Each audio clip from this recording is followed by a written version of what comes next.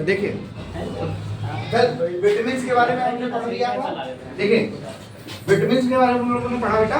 तो विटामिन आपके क्या होते हैं, ऑर्गेनिक कंपाउंड्स होते हैं।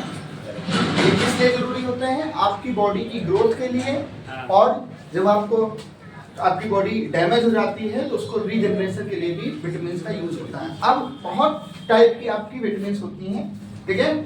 एक होती है वाटर सोल्यूबल, एक होती है फैट सोल्यूबल। कल हमने बताया ना विटामिन कितने प्रकार की होती हैं, दो प्रकार की, एक फैट सोल्यूबल और वाटर सोल्यूबल। बताओ फैट सोल्यूबल कौन कौन सी विटामिन थी, फॉर्मूला एक ट्रिक में बताई थी।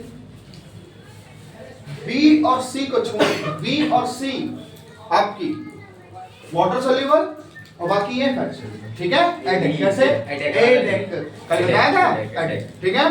तो अब हम उन सारी जो आपकी विटामिन है उनके बारे में एक एक करके पढ़ेंगे, और उनकी कमी की वजह से कौन कौन सी डिजीजेस होती हैं वो पढ़ेंगे, और उन विटामिन को बेटा हम लोग कहां से ऑब्टेन कर सकते हैं, ध्यान इधर होना चाहिए आप लोग का, ठीक है।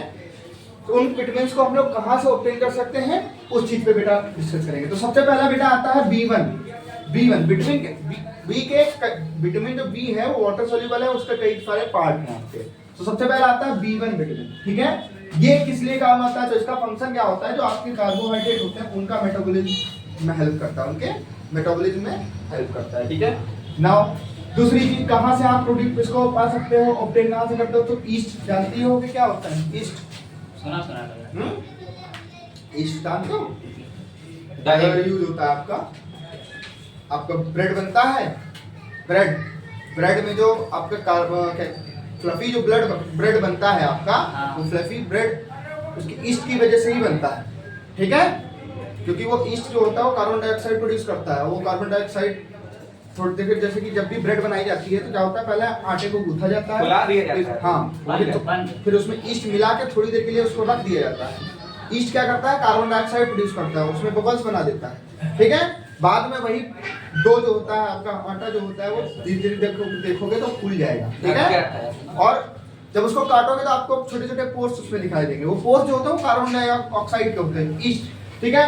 कहां से, मिल्क आपका मोस्ट इंपोर्टेंट है। मिल्क से आपकी मोस्ट ऑफ दी विटामिन जो होती है वो पूरी हो जाती है, ठीक है। उसमें आपकी बहुत सारी विटामिन पाई जाती है। लिवर, ठीक है, फिश लिवर, आपको मटन चिकन का लिवर, ठीक है, इनसे आपको मिलता है ये विटामिन B1, ठीक है। इसकी कमी से आपकी बेरी बीमारी हो जाती है। कैसे याद रखोगे, B1 B एक बार है लेकिन दो बार कौन सी चीजें, बेरी याद रखो, B दो बार है, ठीक है। तो B1 का दो बार बेरी, ठीक है। इस तरीके से याद रखना, अपने हिसाब से ट्रिक बना लेंगे। B2 की बात करें तो B2 बेटा आपका एमिनो एसिड के मेटाबॉलिज्म में यूज होता है। ये भी आपका मिल्क, लिवर, मीट, फिश से खाने से आपको B2 मिल जाता है। इसकी वजह से आपकी बीमारी जो होती है वो डर्माटाइटिस बीमारी हो जाती है। अच्छा, डर्माटाइटिस बीमारी जानते हो क्या होता है, कभी कभी आप लोग देखते होंगे कि आपकी स्किन में रेड रेसेस पड़ जाते हैं, ठीक है, मच्छर काटने से होता है। मच्छर काटने से नहीं होता, B2 की कमी से होता है, ठीक है। कभी कभी मच्छर काटने से भी होता है, अगर B2 की कमी है, विटामिन B2 की कमी है, तब भी आपको डर्माटाइटिस हो जाएगा। होता क्या है, इसमें आपके लाल लाल चकत्ते टाइप के बन जाते हैं, रेड रेसेस बन जाते हैं, ठीक है। और स्किन आपकी स्वेलिंग हो जाती है, इन्फ्लेमेशन हो जाता है, स्किन में स्वेलिंग आ जाती है। अब बेटा B3 की बात करें तो ये आपका कोएंजाइम का मेजर पार्ट होता है, ठीक है। एंजाइम्स होते हैं, ठीक है, उसका मेजर पार्ट B3 होता है। इसकी वजह से भी आपका अगर इसकी कमी है तो आपको डर्माटाइटिस बीमारी हो जाएगी। कहाँ आप पा सकते हो, आप टमाटो में, ईस्ट में आपको मिलेगा बेटा, पनीर में और मीट में आप B3 पा सकते हो, ठीक है। बाद में बात करते हैं बेटा B5 की। B5 को हम लोग निकोथिनिक एसिड भी बोलते हैं। इसमें इसका काम क्या होता है, ये आपका कार्बोहाइड्रेट के उसमें ऑक्सीडेशन में हेल्प करता है। जैसे आपको पता है ना C6H12 और क्या होता है O6, ठीक है, प्लस 6O2, ये ऑक्सीडेशन होता है कार्बोहाइड्रेट में। क्या रिलीज होता है, 6H2O plus 6CO2 plus 38 ATP produce होता है। तो ये जो ऑक्सीडेशन हुआ ग्लूकोज क्या है बेटा, कल बताया था हमने, ग्लूकोज क्या है, ग्लूकोज एनर्जी, एटीपी। कौन सा न्यूट्रिएंट है, कार्बोहाइड्रेट है, विटामिन है, प्रोटीन है, कार्बोहाइड्रेट पढ़ा चुके हैं। तो ग्लूकोज क्या है, कार्बोहाइड्रेट के ऑक्सीडेशन में आपका हेल्प करता है विटामिन B5, ठीक है। कहां से मिलता है आपको, टमाटर खाओ, मूंगफली खाओ, सर्दी में ईस्ट टमाटर और लेके। दूध पियो, ठीक है। इसकी कमी से एक बीमारी होती है जिसको बोलते हैं पेलाग्रा, ठीक है। पेलाग्रा। हाँ, पेलाग्रा बीमारी होती है। उसमें होता यह है बेटा कि आपकी स्किन में स्वेलिंग हो जाएगी और स्किन का कलर होता है वो डार्क हो जाता है और कमजोरी आ जाती है, वेट लॉस बहुत ज्यादा होता है। आप उस पे गूगल पे जाके उसका इमेज देख सकते हो कि कैसा लगता है इंसान जिसको पेलाग्रा बीमारी होती है बेटा, ठीक है। B6 की अगर बात करें, ठीक है ना, B6 तो ये अमीनो एसिड्स के मेटाबॉलिज्म में हेल्प करता है। कहाँ से मिलता है? ड्राई फ्रूट्स और मिल्क में मिलता है। अब इसकी वजह से बेटा बीमारियां कौन सी होती हैं? तो एनीमिया बीमारी। एनीमिया आपने सुना होगा नॉर्मली, रिश्तेदारों में या पड़ोसी को एनीमिया हो गया, ठीक है। एक होता है निमोनिया, एनीमिया, ये बहुत इंपॉर्टेंट है, निमोनिया, है ना। एनीमिया क्या होता है? पता सुनो, ब्लड में आपकी रेड ब्लड सेल्स होती हैं। जब आपके ब्लड में रेड ब्लड सेल्स की कमी हो जाती है तो आपको उस कंडीशन को हम लोग एनीमिया बोलते हैं। क्या बोलते हैं? एनीमिया। और कब? जब B6 आपकी बॉडी में कम, तो समझ लो आपको एनीमिया हो जाएगा, ठीक है। इसकी वजह से आपकी वेट भी लॉस हो जाएगा, ठीक है। तो यानी कि अगर किसी को वेट लॉस करना है तो क्या करें? B6 की कमी कर दे, उसका वेट लॉस हो जाएगा। हैं? जब आप कोई न्यूट्रिएंट फूड नहीं खाओगे, ठीक है। फूड अगर मान लो ऐसा कोई खाना खा रहे हो, जैसे मान लो बाहर बर्गर खा रहे हो, चाउमीन खा रहे हो, ठीक है, जिसमें ये सारी चीजें नहीं है, ये विटामिन नहीं है, तो आपको विटामिन की कमी नहीं होगी, विटामिन B6, ठीक है। तो इसको पूरा करने के लिए आप लोग को हेल्दी डाइट लेनी होगी। एक डाइट होता है ना, हेल्दी डाइट, ठीक है, इसको बोलते हैं बैलेंस डाइट। बैलेंस डाइट क्या होता है बताओ? अगर आपसे पूछा जाए बैलेंस डाइट क्या होता है? जिनमें से सारे न्यूट्रिएंट्स हो। हाँ, बैलेंस डाइट का मतलब ये है कि आप जो खाना खा रहे हो, ठीक है, जो आप फूड रोज ले रहे हो, उसमें सभी विटामिन के साथ सभी न्यूट्रिएंट्स की अगर प्रेजेंस है, सभी न्यूट्रिएंट्स अगर उसमें अवेलेबल हैं, तो तभी उसको बैलेंस डाइट बोला जाएगा, अदरवाइज उसको नहीं बोला जाएगा, ठीक है। क्योंकि आपकी बॉडी को ये सारी चीजें बहुत ज्यादा जरूरी होती हैं। अगर नहीं है तो देखो, जैसे कि आप जो बहुत गरीब परिवार से आते हैं या नॉर्मली आप जाओगे स्लम एरिया में, अगर आप जाएंगे तो वहाँ पे आप देखेंगे कि बच्चों में कोई ना कोई आपको डिफरेंस दिखेगा। आप एक हेल्दी बच्चे को ले आइए और स्लम एरिया का एक बच्चा ले आइए, तो या तो उसकी रीढ़ की हड्डियां निकली होंगी, ठीक है ना, जिसको बोलते हैं कुपोषण का शिकार, है ना, कुपोषित बच्चा, माल न्यूट्रिशन जिसे बोलते हैं, ठीक है। तो डिफरेंस होता है। ऐसा बेटा इसलिए होता है क्योंकि जो स्लम एरिया में बच्चे रहते हैं उनको बैलेंस डाइट नहीं मिल पाती है, ठीक है। एक दिन खाना मिलता है तो दूसरे दिन हो सकता है ना मिले, ठीक है। तो बहुत ज्यादा जरूरी होता है आपका बैलेंस डाइट का होना। आप लोग तो बढ़िया घर में मतलब कि मस्त पापा कमा के ले आ रहे हैं, मस्त सब्जी आ रही, सब कुछ खा रहे हो, लेकिन तभी आप लोग हेल्दी भी हो, ठीक है, तभी आप लोग हेल्दी भी हो। नहीं अदरवाइज अगर आपकी खाने में एक भी चीज की कमी होगी तो समझ लो वो बीमारियों का भंडार लेके आएगा, ठीक है। तो उसके बाद बात करते हैं बेटा B12 की बात करते हैं। अच्छा, बैलेंस डाइट पता चल गया। बैलेंस डाइट का मतलब ऐसा खाना जिसमें सभी न्यूट्रिएंट्स अवेलेबल हो, ठीक है, सभी न्यूट्रिएंट्स अवेलेबल हो। उसको जो जिम वाले होते हैं, जिम वाले बोलते हैं ना बैलेंस डाइट लो आप, ठीक है। बैलेंस डाइट का मतलब क्या होता है आप समझो, सभी न्यूट्रिएंट्स अवेलेबल हो जिसमें, इसको हम लोग बैलेंस डाइट बोलते हैं, ठीक है बेटा। उसके बाद बात करें तो विटामिन सी, विटामिन सी की बात करते हैं। विटामिन सी की बात करें बेटा तो विटामिन सी आपका क्रेब्स साइकिल, क्रेब्स साइकिल में बहुत ज्यादा इंपॉर्टेंट होता है। ये क्रेब्स साइकिल सर क्या होता है तो बताता हूं, देखो बेटा,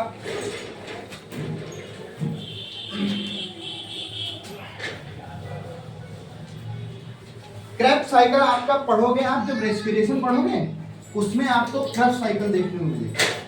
रेस्पिरेशन में आपको पता है फूड का क्या होता है, ऑक्सीडेशन होता है, ठीक है बच्चा लोग, फूड का ऑक्सीडेशन होता है और उसके बाद आपको एनर्जी मिलती है, ठीक है। तो जो फूड का ऑक्सीडेशन होता है वो दो तरीके से होता है, ठीक है, दो उसमें होते हैं आपका। एक होता है एक्स्ट्रा सेल, वो सेल के बाहर होता है, ठीक, जिसको हम लोग बोलते हैं एक्सटर्नल रेस्पिरेशन, और होता है इंटरनल रेस्पिरेशन। तो दो टाइप का रेस्पिरेशन होता है, ये हम शॉर्ट में बता रहे हैं, बाकी आगे बताएंगे, ठीक है, जब रेस्पिरेशन पढ़ाएंगे। एक्सटर्नल रेस्पिरेशन होता है एक आपका, एक होता है आपका इंटरनल रेस्पिरेशन।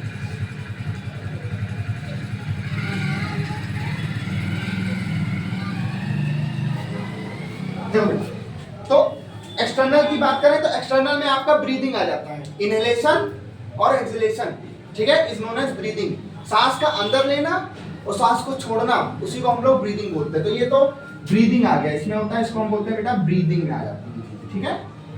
अब क्रेब्स साइकिल पूछा है ना, क्रेब्स साइकिल क्या होता है? तो दो इंटरनल रेस्पिरेशन में बेटा दो चीजें होती हैं, याद रखिए। एक आपका होता है ग्लाइकोलिसिस, एक होता है ग्लाइकोलिसिस और एक होता है आपका क्रेब्स साइकिल। तो जैसे मैंने यहाँ पे आसानी से ये लिख दिया, क्या लिख दिया कि फूड का ऑक्सीडेशन हो गया, फूड का ऑक्सीडेशन हो गया। तो फूड का डायरेक्ट ऑक्सीडेशन नहीं होता, ये सारी चीजें भी इन्वॉल्व होती हैं। पहले आपका ग्लाइकोलिसिस होगा, ग्लाइकोलिसिस में आपका ग्लूकोज टूटेगा, देन उसके बाद जो प्रोडक्ट बचा वो जाएगा माइटोकॉन्ड्रिया में, जहां पर क्रेब्स साइकिल होगा, उसके बाद एनर्जी होगी, ठीक है।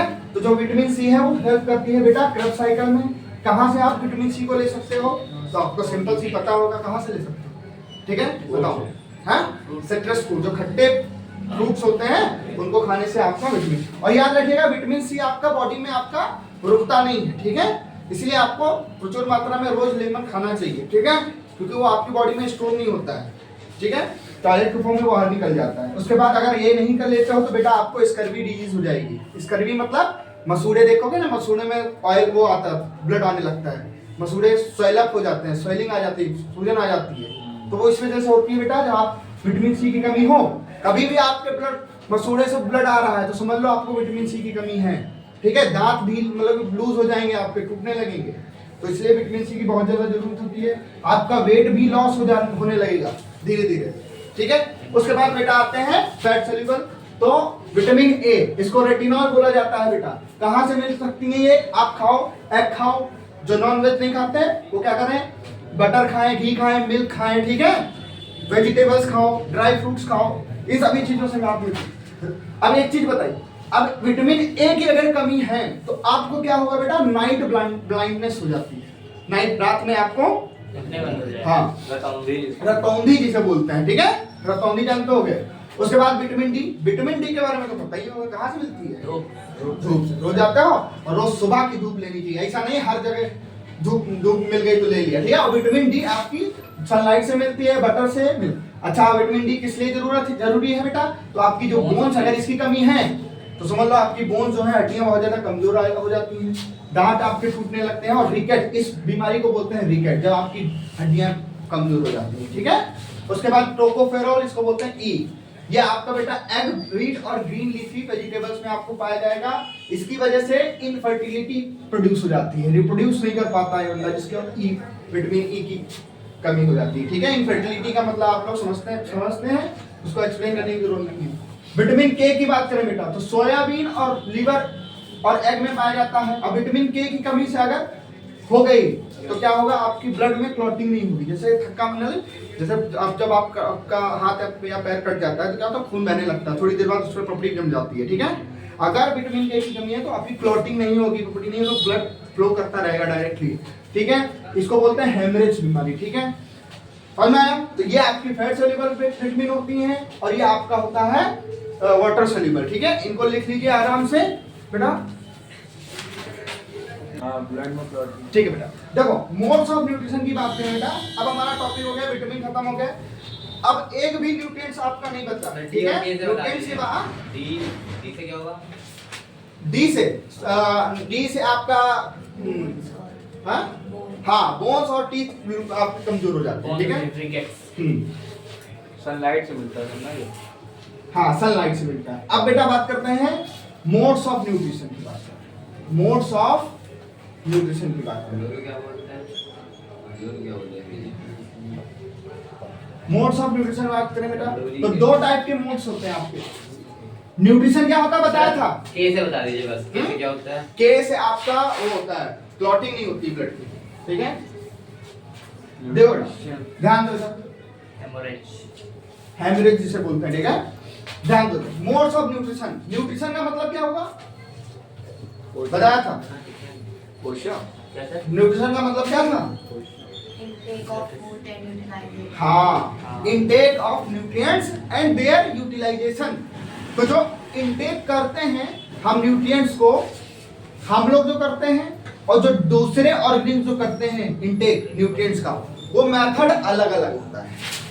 मेथड अलग अलग। जैसे हम लोग क्या करते हैं, प्लांट्स पे निर्भर डिपेंडेंट रहते हैं अपने न्यूट्रिशन के लिए, और कुछ ऐसे होते हैं जो क्या करते हैं अपने आप प्रिपेयर कर लेते हैं अपना खाना, ठीक है। तो दो टाइप के न्यूट्रिशन का मतलब, मोड्स ऑफ न्यूट्रिशन का मतलब कि कैसे आप के ऑर्गेनिज्म जो है डिफरेंट ऑर्गेनिज्म, लिविंग ऑर्गेनिज्म कैसे इनटेक करते हैं न्यूट्रिएंट्स का, ठीक है, और उनका यूटिलाइजेशन कैसे करते हैं बेटा। तो दो टाइप का होता है आपका, एक होता है आपका ऑटोट्रॉफिक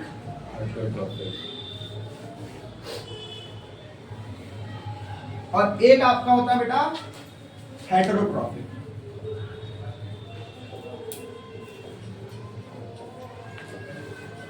ऑटोट्रॉफिक का मतलब ये कि सेल्फ डिपेंडेंट, सेल्फ खुद बनाता हूँ, अपने पैरों पे खुद खड़े हैं, ठीक है। जैसे आपको बड़े होके अपने पैरों पे खड़ा होना है, माँ बाप के पैसे से बस 12वीं तक या ग्रेजुएशन तक पिताजी से निर्भर रहना, फिर अपने आप सेल्फ डिपेंडेंट होना पड़ेगा, ठीक है, जॉब्स ढूंढने लोगों के। इसी तरीके से ये सेल्फ डिपेंडेंट होता है। हेटेरोट्रॉफिक में डिपेंड ऑन अदर्स। तो अभी आप लोग अगर मैं कुछ बोलूं तो आप लोग हेटेरोट्रॉफिक हो, ठीक है, इनडायरेक्टली उसको उसमें मत लेना, ठीक है।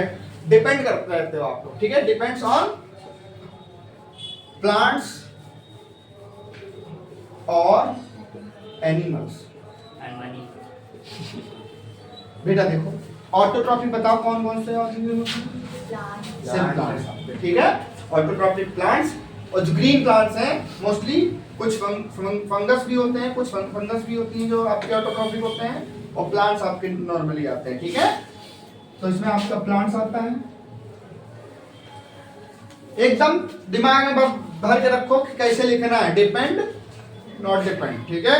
इसको उतना ज्यादा लर्न करने की जरूरत नहीं किसी चीज को, बस देखो लर्न करने का मेथड नहीं है। आप लोग लर्न मत किया करो, क्या किया करो, कीवर्ड्स याद कर रखा करो। बाकी का सेंटेंस आप लोग हिंदी से बाद में मन में अपने ट्रांसलेट कर दोगे, और अगर लिख भी दोगे तो नंबर दे देगा, ठीक है। उसके बाद बेटा हेटेरोट्रॉफ्स, तो ये इस तरीके से अगर बात करें तो इसमें भी आपके कई प्रकार होते हैं, ठीक है, कई टाइप होते हैं। हेटेरोट्रॉफ्स में आपका सबसे पहला आपका आता है पैरासाइटिक, ले लो पैरासाइटिक, सेप्रोफाइटिक और होलोजोइक। Holozoic nutrition. पैरासाइटिक में क्या होता है बताओ, पैरासाइट सुने हो नाम? हाँ सर। पैरासाइट नाम की मूवी नहीं है। पैरासाइट क्या करते हैं बताओ? आपकी बॉडी में भी पैरासाइट रहते हैं, स्मॉल इंटेस्टाइन में, लार्ज इंटेस्टाइन में। बताओ क्या करते हैं पैरासाइट?